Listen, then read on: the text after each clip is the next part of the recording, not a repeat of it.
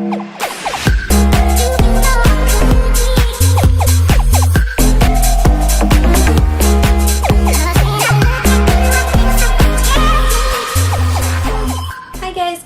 back to my channel. Now in today's video I will be teaching you how to achieve this look I have on right now, and I also did add in some tips on how to correct your skin tone, as you can tell by the title on this video. So I'm going to be teaching you how I correct my skin tone. I do have olive skin, and the reason why is because I'm half Italian and I get that from my father's side, so it is something that's quite annoying, but quite good to have. It's good to have because you tan quite well in the summertime, but it's annoying to have because you have 5 different skin tones going on your face, and it's kind of greenish, kind of the real like skin color it's supposed to be, but not really. So no foundations kind of go with me, but I have figured out some that do, and primers that work for that purpose. So let's get right into the tutorial. If you'd like to learn how to correct your skin and also how to get this look, please keep on watching. So we're going to be starting off with our skin tone corrector from Kiko, and what this is going to help do is really balance out all of the tones on the skin. So I'm going to go ahead and apply that. I'm taking Maybelline Fit Me and Infallible. And I really love the finish that this cocktail gives me, just because I feel like the Pro Matte foundation is a bit drying and kind of leaves my skin a bit flaky and messy if I just use it on its own, because it's such a matte foundation. But when you use it with other foundations, it kind of balances it out and makes it a little more liquidy. But just make sure you use something that's more on the liquidy side to mix with it, since it's more of a thick consistency. Next, we're going to take this NYX Above and Beyond concealer, and we're going to be applying it on the blemishes on our face. So any little blemish, we're going to take it and apply it. So just using the brush I typically use for my brow bone, so I use this to highlight, and I'm just going to be tapping a bit everywhere that there's an imperfection. So wherever there's little breakouts and things you just want to hide, you're going to want to use this on. I'm not going to blend just yet. I'm going to go into my corrector palette. This is an Amazon, just like a regular corrector palette, into the green shade and the pink shade, and I'm going to use these to balance out my skin tone. So I'm just taking the green color in the corrector palette. I'm going to be applying it on my cheekbone area. I'm also going to take this and apply it on the chin area because it gets a little darker for me.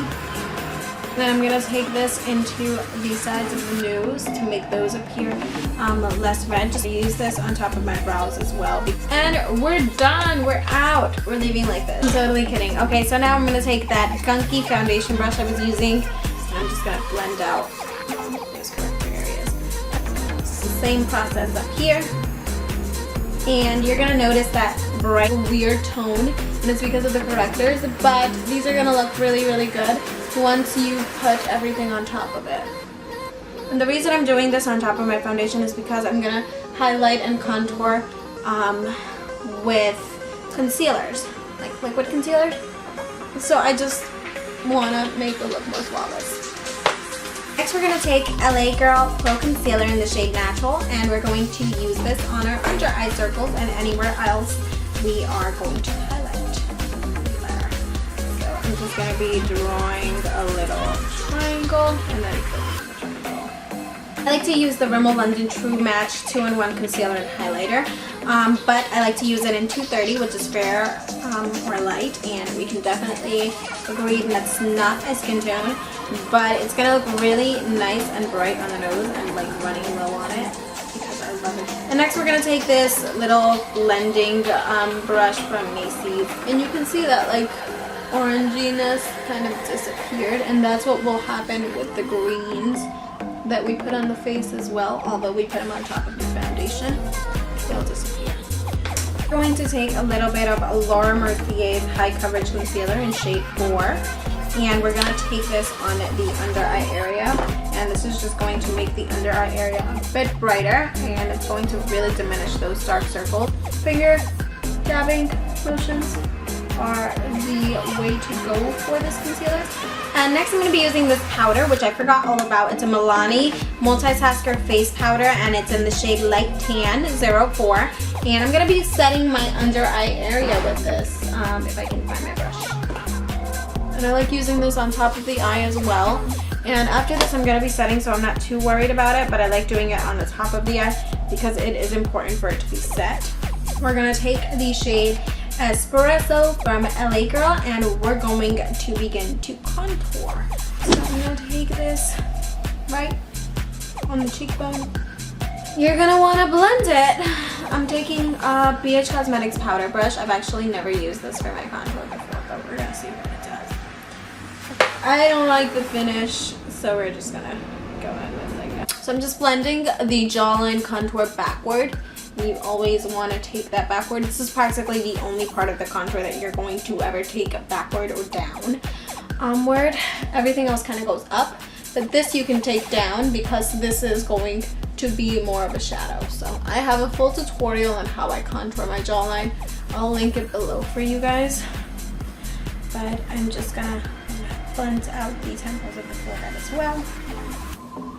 And then we're waiting for those areas to bake. So in the meantime, we're gonna move on to brows. I'm gonna go do my eyebrows off cam and I'll be back. Now that I have my brows on, I haven't highlighted under them. I'm just gonna take a little flat Morphe foundation brush, I believe this is, and I'm gonna start just swiping this. And I'm just gonna be taking my finger and blending this up towards the brow. And with this, you just want to take it and blend it backward. Today I'm going to be using a Morphe angled blush brush. I've been using this for my blush lately, but I'm going to use it for my contour. So I'm just taking the last shade in here, which is the darkest, and I'm just tapping any excess product off, and then taking the angled brush this way and beginning to swipe that onto the cheek. So I'm just dusting some of that right on the jawline contour. It's not too much though. A little bit does go a long way, mostly on that jawline. So I'm just blend that right into the forehead contour. Today I'm going to be using Milani's Luminoso blush, and I love this fake blush. It's absolutely gorgeous. It's a stunning color. It kind of shows up a bit like NARS's Orgasm blush. And I'm going to be taking the same angled brush I just used for my contour dip, going backward when I am blending that into the contour. And it should just dust a bit of color right on there and kind of bring it back to the contour. We're going to use this color right here. We're going to use this color. And this is going to serve sort of as our transition shade because it's so light and such a skin or flesh toned color. So yeah, I'm just blending that right on the crease. And I'm kind of blending it messily in there just because it is going to be the transition color, so I don't need it to be too set on the crease. So we're going to use this color right here.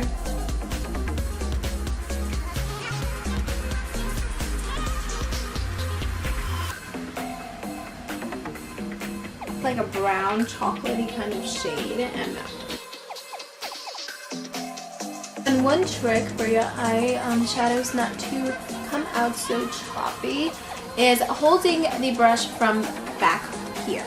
Instead of holding it with pressure from up here, hold it back here when you've just applied the color on the brush and you're going to blow it out on the crease or eyelid, just because it'll give you less of a choppy finish and it'll help with blending motions. When I hold the brush from back here, it's very easy for me to go back and forth in a circular motion or even in windshield wiper motions. When I hold it from up in the front, it's not as easy. And once all those colors are on the crease, we're going to take this shade right here and we're going to apply that right on the eyelid.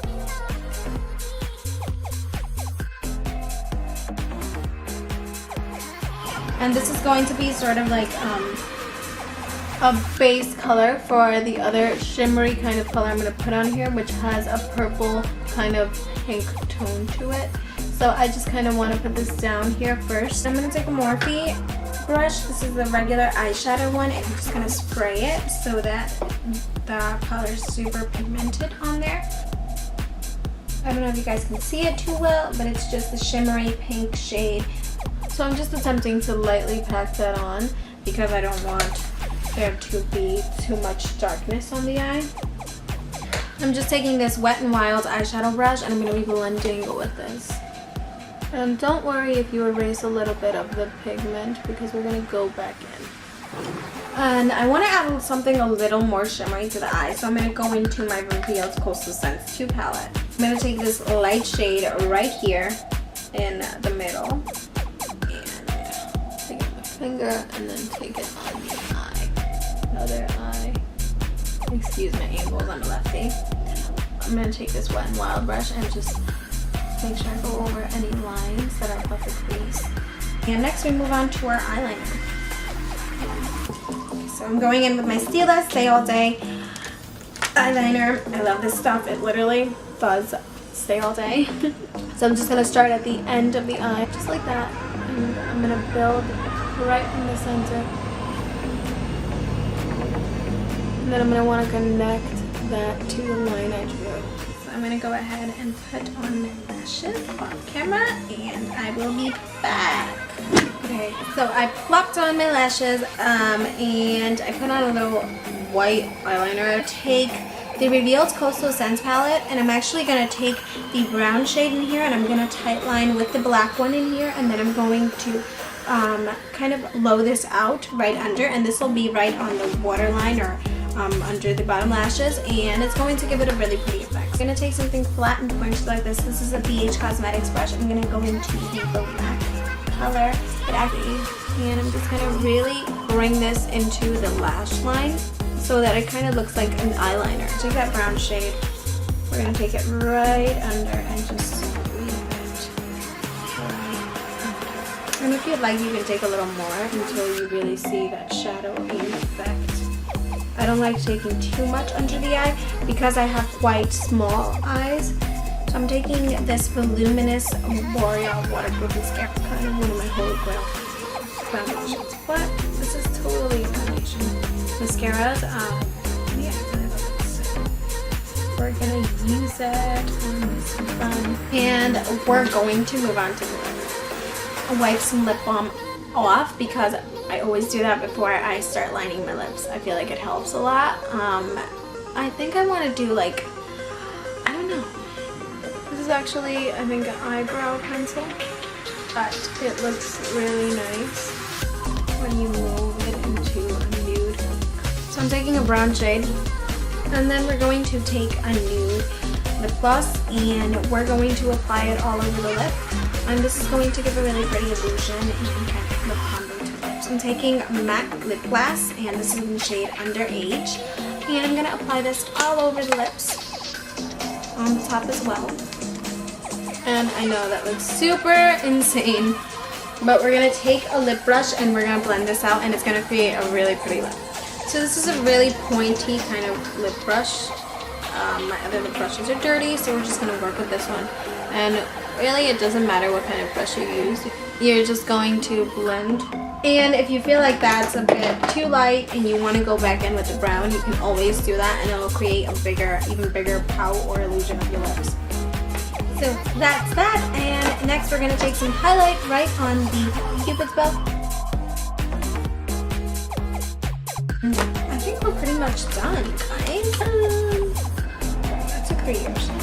Hey guys, okay, so this is the completed makeup look. I hope you guys enjoyed this tutorial, and if you did, please don't forget to give it a big thumbs up below. It helps me out a lot, and thank you guys for watching. See you in the next tutorial.